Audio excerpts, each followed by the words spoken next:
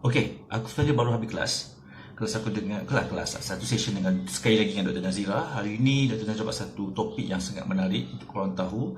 Jadi topik dia adalah, korang nak tahu tak, adakah korang ini ada sedikit trait personality penagihan? Okey, kena declare, aku declare awal-awal.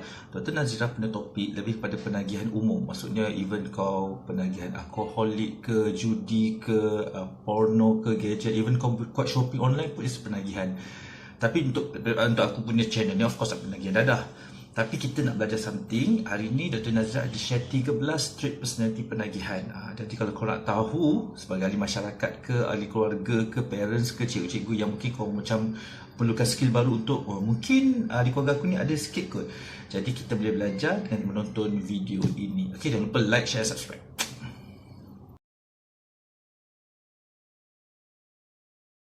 Okey, sekali lagi pagi ni aku bangun awal pagi gila. Tak bangun awal pagi, lepas subuh aku sambung tidur balik. Tapi macam aku terlupa, sebab aku set reminder dekat Facebook aku yang aku ada kelas. First time aku dapat Dr. Nazira tunjuk dia kelas dia ni, macam aku memang minat sebab tajuk dia adalah 13 trait personality penagihan. Jadi aku memang set reminder. Tapi aku lupa hari ni sebenarnya. Jadi bila aku pagi tadi aku bangkit balik dalam round 11.30, kelas dia 10.30. So aku terjaga. Bila aku terjaga tu macam, ada kelas lah. So aku macam bersiap. Sempatlah makan, sempat mop rumah semua, tolong mak aku semua. Dan akhirnya hari ni dapatlah attend kelas tu. Aku rasa aku lewat 3 minit kot. And then aku teruslah belajar something. Menariknya, hari ini dalam kelas tu Dr. Nazira telah pecahkan kepada 3 segmen. Iaitu pertamanya, apa yang dimasukkan dengan maksud personality. Yang kedua adalah faktor-faktor yang mempengaruhi personality individu. Dan yang ketiga adalah berkenaan dengan 13 trait personality penagihan yang mungkin sebenarnya kita ada, yang mungkin ahli keluarga kita ada dalam konteks penagihan. Aku kena declare sekali lagi, Dr. Nazira tidak cerita pasal penagihan dadah sangat. Tapi dia sebenarnya dalam trait penagihan, personality penagihan ni bukan penagih dadah saja yang mempunyai perangai macam ni. Tapi korang-korang yang tengok ni pun sebenarnya ada masalah-masalah ni. Jadi kita tengok kenapa penagihan ini satu bentuk yang sangat satu perkara yang sangat serius untuk kita discover. Sebenarnya dekat dalam konteks permasalahan, dia sebenarnya apa-apa pun kita ada isu dengan masalah penagihan sebenarnya. Sebab kenapa penagihan? Penagihan bermaksud engkau keep repeat something. Ada roti keluar. So penagihan ini bermaksud engkau adalah kau keep repeating the same thing. Kalau penagihan, ada setengah penagihan tu baik. Contohnya penagihan bekerja. Kau kuat bekerja, kau asyik bekerja sampai kau lupakan benda tu. Tapi kalau ia menjejaskan kesihatan, dah tak baik lah. Tapi kalau kau penagihan belajar, kau suka baca Quran, kau keep repeating benda tu, bagus, tak apa. Tapi sekarang ni kebanyakan penagihan yang berlaku dalam hidup kita panggil penagihan itu satu benda yang tidak baik lah. Even though kau main handphone kuat pun ada satu penyakit. Kalau kau kuat beli online Shopee pun satu penyakit kan. Jadi kat sini kita tak payah nak touch lebih-lebih dalam sangat, tapi mungkin korang boleh relate. Korang semua pandai kan. Jadi bila semua boleh berfikir, mungkin korang akan faham kenapa penagihan ni sangat penting untuk kita cegah. Kita cakap pasal personality, kau kena faham tak maksud personality ni. Okay, so sekali lagi aku buat nota. Aku tak tahu, aku jenis tu memang jiwa nota. Okay, so according to apa yang dikatakan oleh Dr. Nazira, sebenarnya personality manusia sangat berbeza. Walaupun kau cakap perangai kau dengan adik kau sama je, tak. Perangai manusia memang berbeza. Personality manusia berbeza dan sangat unik. Okay, dan personality adalah satu set of kita panggil set of character yang merangkumi emotion. Okay, dia merangkumi cognitive, the way you think, and satu lagi behavior. Itu adalah maksud personality lah yang kau kena tahu kat sini. Itu dengan tiga-tiga set rangkuman karakter ini, dia akan menghasilkan satu personality. Walaupun kau nampak dia pemarah tu pemarah aku dan pemarah engkau lain. Okay, that's why kalau kita panggil karakter orang pun berbeza walaupun dia satu keluarga. Sebab karakter ni, personality ni, dia adalah based on macam mana kau bereaksi dengan situasi. Walaupun contoh aku dan adik-beradik aku dilahirkan dalam konteks keluarga yang sama, mak bapak aku macam ni, kita berdidikkan macam ni, tapi disebabkan cara kita orang berinteraksi dengan situasi sangat berbeza. Okey, misalnya aku ni adalah seorang yang suka bangun pagi, okey, dan aku suka jumpa orang pagi je.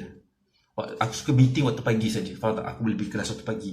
Berbeza dengan mungkin adik-adik aku, seorang ni suka yang jenis bangun lambat, Okey, dan bila bangun lambat tu dia adalah orang yang jumpa meeting pun pagi-pagi tak suka, jaga moody. So berbeza. Jadi personality dia dan personality aku sangat berbeza. Itu adalah yang dimaksudkan personality. Kena faham Dia sangat berbeza, unik. Yang kedua, dia adalah satu set rangkuman karakteristik.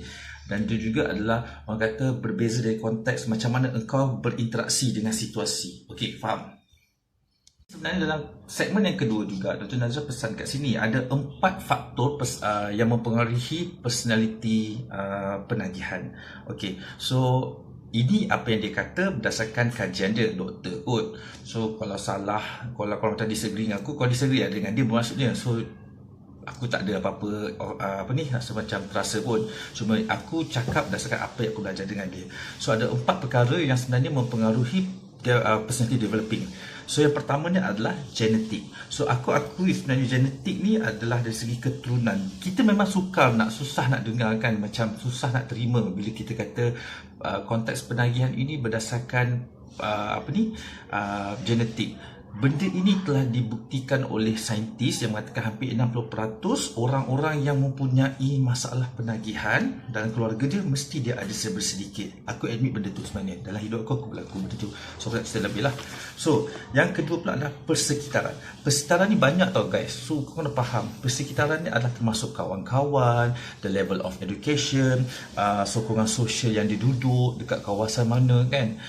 Lepas tu pula risk factor dia, dan orang kata protective factor dia. So maksud dekat sini persekitaran dia macam mana dia dibesarkan, apa yang berada sekeliling dia. Kadang-kadang keluarga dia okey, tapi dia tu yang persekitaran tak okey. Kita boleh tengok macam contohnya kawasan-kawasan yang kita panggil the area yang telah dikodekan oleh ADK misalnya kan. Ni kita balik masuk penagihan dadah. So persekitaran adalah satu faktor yang membuatkan diorang akan tengok. Okey, sebab tu kita ada kawasan panas atau ADK. Jadi dekat sini persekitaran adalah antara faktor yang mempengaruhi personality individu itu. Jadi kalau individu ramai, masyarakat tu macam mana pula kan? So dia ada efek. Okey, yang ketiga pula yang dikatakan sini adalah mental health ataupun mental and emotion health, kesihatan mental dan juga emosi. Mereka mengatakan bahawa kebanyakan mereka yang masalah mental, kesihatan mental dia terjejas, dia ada perilaku sebagai penagihan. Penagih banyak mungkin dia akan repeat. Bukan benda dadah tau. Maksudnya benda lain lah. Benda-benda lain pun yang boleh join juga. Dan yang keempat adalah kita tengok dekat sini exposure dia. Exposure ni dikatakan adalah pendedahan yang diterima. Okey, apa yang masukkan pendedahan yang diterima tu? Faktor-faktor yang boleh buatkan orang tu menjadi personality macam tu. Contoh macam ni lah. Masa PKP ni kan, korang kat duduk rumah, tak work from home, tak boleh buat apa, korang terlalu addiktif dengan gadget. Jadi korang kena dengan gadget sampai tahap korang beli Shopee lah, online, beli-beli barang. So itu sebenarnya exposure itu. Kalau korang tak PKP dalam rumah dan korang tak tahu pasal Shopee, korang tak tahu benda tu dan benda tu tak develop pun. Itu yang dimasukkan dengan exposure. Jadi dekat sini Dr. Nazira pun untuk segmen terakhir, beliau ada cakap, mention kat sini berkenaan dengan 13 trait personality penagihan. Okey, benda ni korang jangan ada semacam aku ada lah, aku ni penagih ke? Tak. Dia macam ni. Kalau korang ada dan korang tengok anak-anak korang ada perangai-perangai macam ni, korang dah serius satu bagus, sebab ini adalah satu tools untuk kita mencegah. Faham? Jadi korang jangan rasa macam anak aku penagih, aku rasa penagih, dah korang percaya pula. So, benda ini adalah satu tools yang dibuat oleh kajian-kajian mereka-mereka yang pakar. Antara Dr. Nazira doktor kot, dah habis PhD. So dia memang expertise dalam bidang ni. So yang pertamanya, okey dah ada 13 Yang pertamanya adalah impulsive control behavior. Okey, apa maksud impulsive control behavior ni? Okey, dia adalah satu perangai orang-orang yang mempunyai personality ini, dia tak ada pause dalam dia punya kawalan emosi dia. Contoh kalau dia marah, dia akan marah non-stop. Faham tak? Contohnya macam dia suatu penagihan. Kalau dia rasa dah menagih, dia akan terus menagih di dadah tu. Dia tak ada istilah pause ataupun sabar. Sebab tu dia tak boleh, orang kata, dia tak boleh control. Impulsive control behavior dia sangat teruk kat situ. Okey, faham Yang kedua pula dekat sini, apa yang katakan, okey, dia benda-benda yang next point ni agak basic. Kalau korang tengok, korang ini adalah kalau orang ini dia punya personality yang suka menipu. Okey, bila kau menipu, engkau sangat, sebab kau menipu. Kenapa kau menipu? Untuk dapatkan sesuatu. Jadi kalau engkau kerap menipu, ia akan menghasilkan satu behavior yang akan menjadi ke arah penagihan. Jadi untuk anak-anak korang, kalau kau dah perasan anak kau menipu, ataupun suami kau menipu, ataupun dia bukanlah kata kau menipu ni untuk jadi penagih dadah, tak. Tapi sebenarnya dia ada satu perangai penagih yang sebenarnya kau boleh relate kalau dia kau menipu.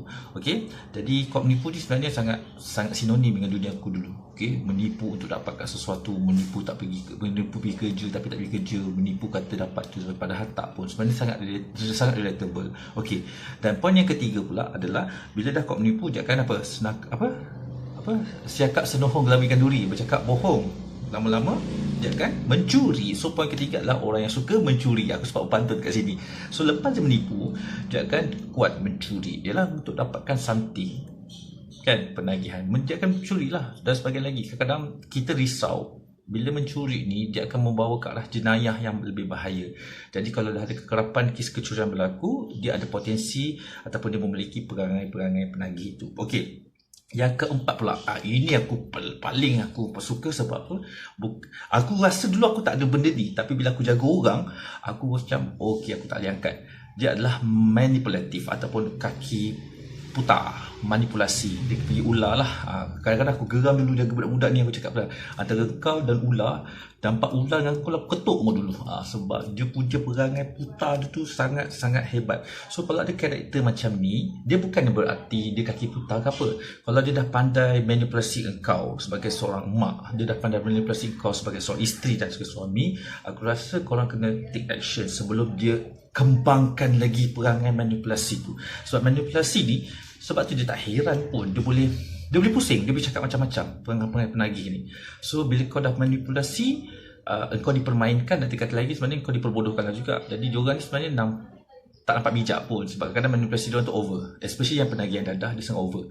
Penagihan dia kau rasa macam apalah dia putar ni kan. So kalau kau bijak, kau tahu sebagai seorang yang rasional, sebab selalunya orang yang manipulasi ni, dia adalah seorang yang emosional. Dia akan buat sampai dia dapat, tapi dia lupa rasional poin-poin yang logik tu. Dia menghilangkan logik dia. Okey, so poin yang seterusnya ini pun menarik juga, iaitu yang kelima adalah obses ataupun taksub ataupun fanatik. Kenapa kata obses? Sebab dia kata dekat sini, obses dengan benda yang silap pun dia still nak buat. Dia terlalu suka dengan benda tu. Obses ni dia adalah sampai satu tahap dia tahu benda tu salah tapi dia buat.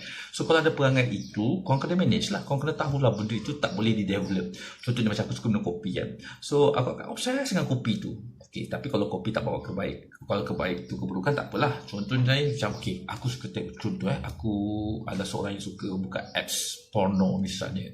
Kalau aku tak kawal benda tu, aku suka, aku tahu benda tu salah misalnya dari segi hukum dan sebagainya lagi, jadi aku buat juga benda tu. Jadi benda tu salah lah. Benda tu akan membuatkan aku menjadi, kalau aku develop, keep repeating buat benda sama dan aku tak ada pause macam poin pertama tadi, aku akan lebih teruk. Okay, so korang kena control korang punya obses, dan korang kena tahu bila ada orang obses tu, korang kena buat something lah. Okay. Yang seterusnya, poin yang keenam adalah, okey, ini adalah poin sangat menarik. Orang-orang yang menikmati masalah penagihan ni, especially penagihan dadah ni, dia ada satu perangai yang macam dia tak peduli pun dengan apa yang berlaku dengan keadaan. Maksudnya, kalau dia kena tangkap, lantaklah. Kalau dia kena sebat lah. Kalau masuk penjara, masuklah. Kalau masuk, dia tak kisah pun. Dan satu perangai macam tak kisah pun. Maksudnya, kalau kau tengok anak korang, kalau kau pukul anak korang ataupun anak korang tak ada perasaan, itu adalah satu perangai yang sebenarnya korang kena be alert. Sepatutnya kalau dihukum, dia patutlah insaf. Tapi dia tak rasa insaf tu. Dan perangai itu perlu ditangani secara, orang kata mungkin dalaman emotion dia perlu dibawa sesuatu yang untuk korang kena gali something. Okay, yang seterusnya, yang ketujuh. Okay, yang ketujuh ni adalah kau tidak bertanggungjawab dengan pilihan yang kau buat. Maksudnya, normal lah dalam penagihan dadah. Bila kau macam relapse dia, kau dah tak peduli pun perasaan mak bapak kau. Kau dah tak peduli pun perasaan anak bini kau. Jadi sebenarnya kau akan, kebanyakan kan, dia macam ada satu dialog sedul cakap, lah orang tak susah pun kalau kau ambil dadah. Faham tak? Orang tak susah.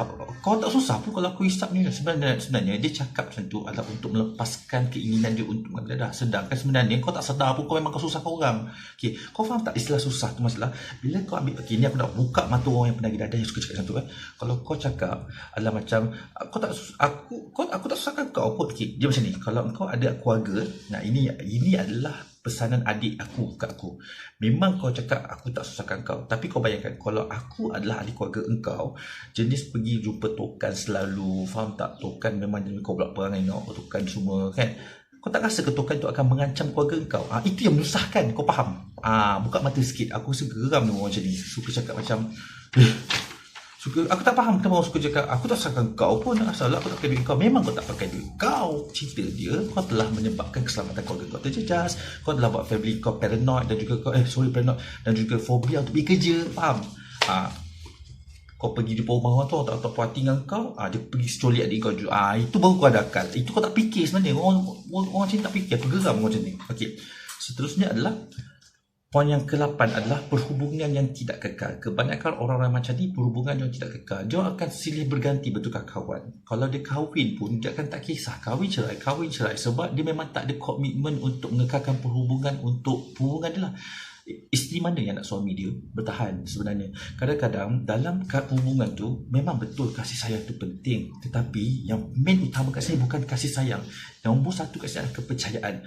Aku korek jarilah dalam hubungan sebenarnya, kalau berlaku satu masalah macam penagihan dadah misalnya kan, isteri atau suami mana yang tak kecewa, yang kepercayaan dia dah pecah, faham tak? Walaupun dia kasih dan sayang, itu dah kadang-kadang terpaksa bercerai. Okay? Demi kebaikan terpaksa bercerai. Kau masih kasih dan sayang, tetapi mungkin tak ada kepercayaan dekat situ. Kau boleh faham. Okey, kesenang pula aku.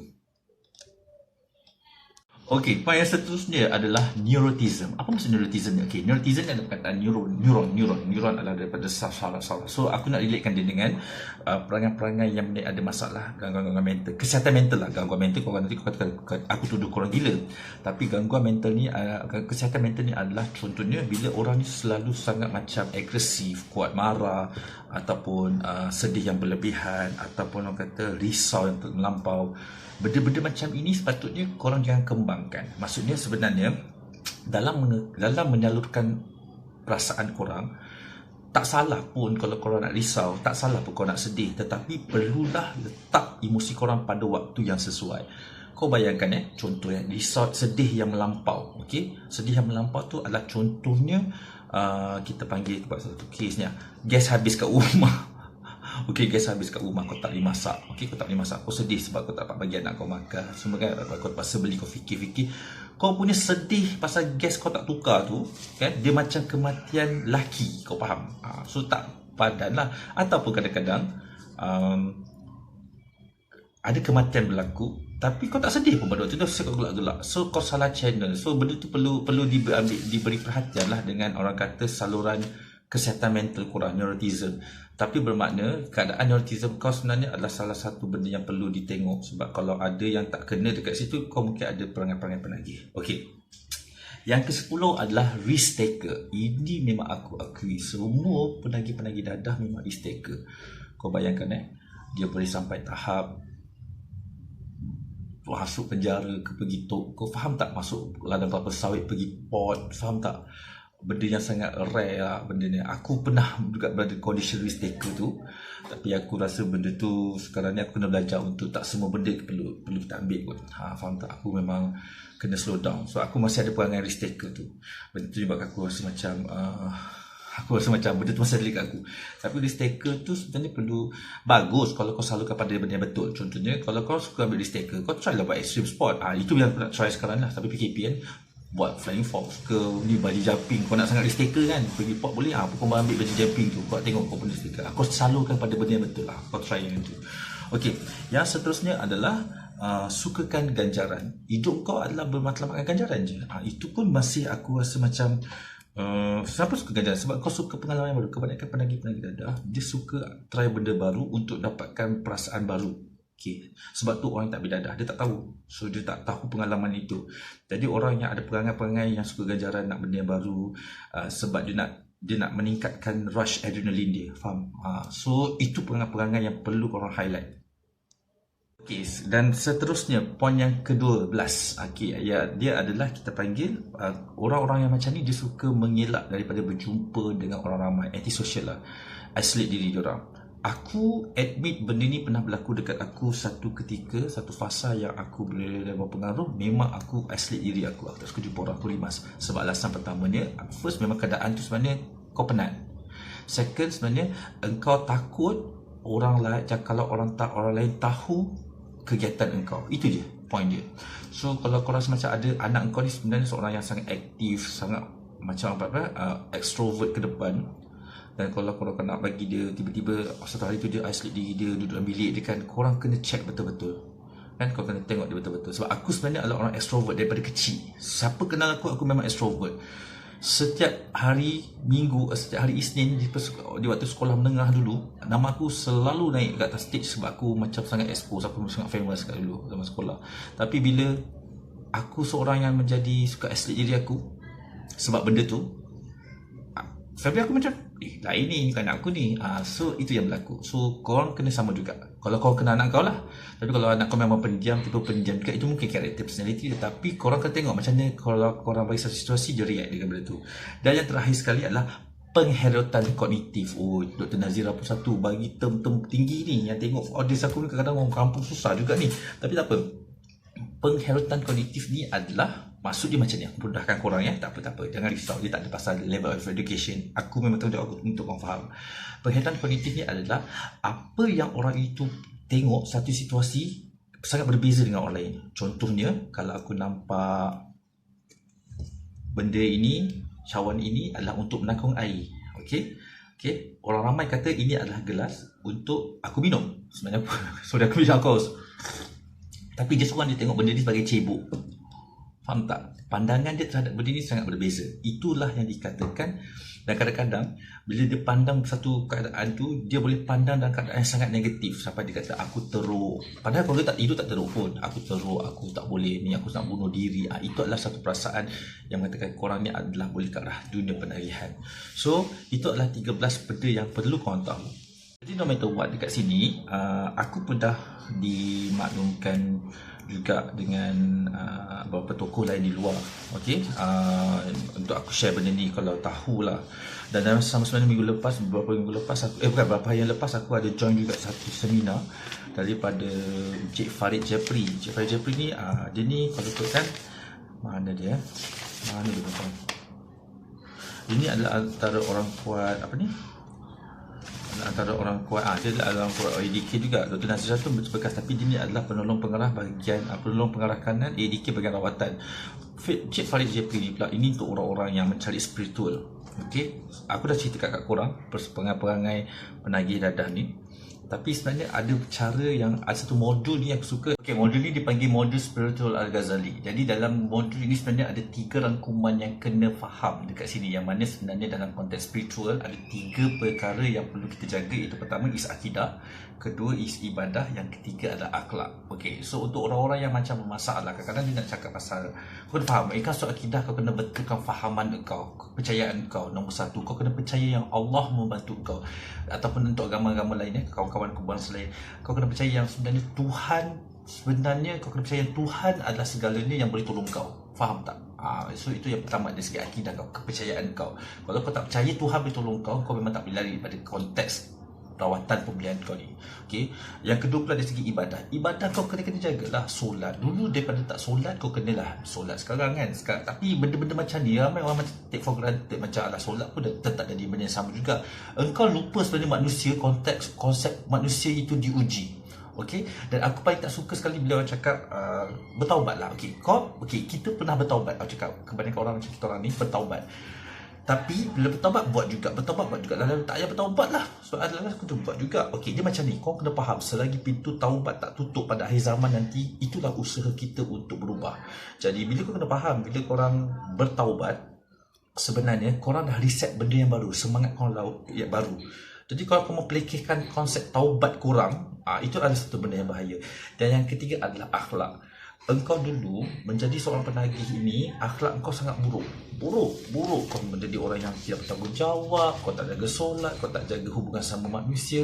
Dan sekarang ni kau kena ubahlah benda macam tu. Aku jumpa dengan ramai orang fighter. Fighter ni macam orang yang berubah macam aku lah. Aku ni fighter junior lah. Fighter yang sini-sini abang-abang aku dari survival kepulihan, daripada PRS, AADK, kan, daripada orang-orang recovery, alumni recovery, pengasih lah, daripada pesan yang pernah jumpa dalam mesej misalnya. Aku perasan akhlak diorang sometimes is much better daripada orang luar kat sana, yang macam aku rasa macam orang luar ni kadang lagi fake daripada diorang. Dan aku sangat mengagumi diorang sebab ada satu akhlak yang aku sangat kagum. Jadi disebabkan itulah kalau kau tengok aku macam ni, aku rasa bukan sebab aku yang berubah, sebab aku dikelilingi oleh orang-orang macam ni. So dalam cerita Encik Farid tu, korang kena faham, okay? Korang kena usaha, korang kena amal, korang kena doa, dan korang kena share. Share tu tak semesti macam aku. Korang boleh share dengan kawan-kawan yang bagi semangat. Okay? So kepada mereka di luar sana, aku tahu yang fight ada masalah-masalah macam ni, mungkin korang refer kepada aku. Terima kasih, aku akan bincangkan balik dengan diorang juga. Tapi terima kasih juga pilih channel aku untuk berkongsi masalah korang. Tapi aku bukanlah orang yang power pun, aku hanya penyampai sahaja dalam konteks ni. Terima kasih kerana sudi like, share and subscribe. Terima kasih sekali kepada anda yang subscribe, yang share and like. Terima kasih sekali lagi. InsyaAllah ada kesempatan aku dapat konten lepas ni terlalu banyak, so aku kena berhati-hati, aku kena control. Okay, terima kasih banyak. Assalamualaikum.